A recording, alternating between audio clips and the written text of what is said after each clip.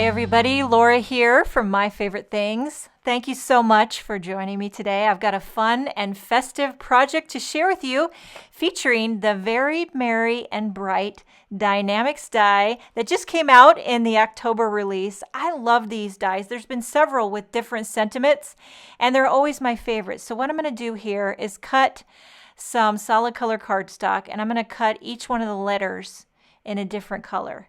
I know it's tedious, but I like it, and it just makes me happy. What are you going to do? Okay, so we've got the merry, and we've got the bright, and I'm working my way through the rainbow order. Of course, you could do this all in red. You could do it all in green.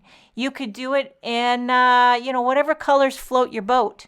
But, I like rainbows. So then what I did is decided to pull out some of this new pattern paper, which is called Christmas Cheer, and I decided on this blue or kind of aqua snowflake for the big and. So I trimmed a little piece and I put it on the and. I take it off camera, run it through my die cutting machine, and there you have kind of a snowflake and. Now, long story short, I ended up changing my mind on that, but we'll talk about that later. Now what I'm doing is gonna trim some more pattern paper for a shaker frame.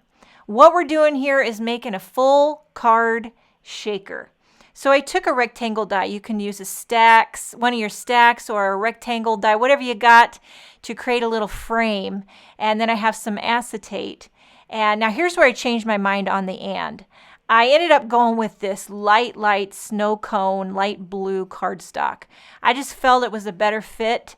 The snowflakes were a little bit distracting for me. I'm very picky, what can I say? But I also kept the big panel that I die cut the snow cone and out of, and I'm going to use that to put all the letters back in. And then I'm going to lightly hold it down with some of that purple thermoweb tape. Now this is going to let me get all the letters aligned and straight, and then I can flip it over and put foam tape on the back. I know, what can I say? To me, dimension is life. So you got all the letters right where they need to go, and you flip it over and you slap on some foam tape. Now you don't have to do this part.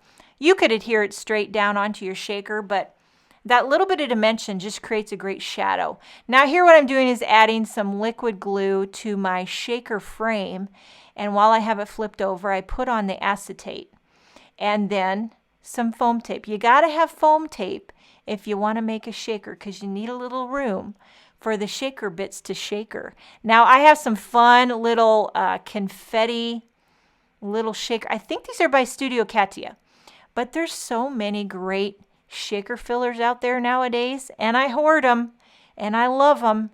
And everybody that I ever make a card for that I give a shaker card to, they just squeal. They squeal. So a full card shaker is just going to push it right over the edge. You know what I mean? And now here's the grand finale. I take the foam tape off the back of the Merry and Bright. All you got to do is flip it over, center it, plop it down. Press it lightly, then remove that thermoweb tape carefully.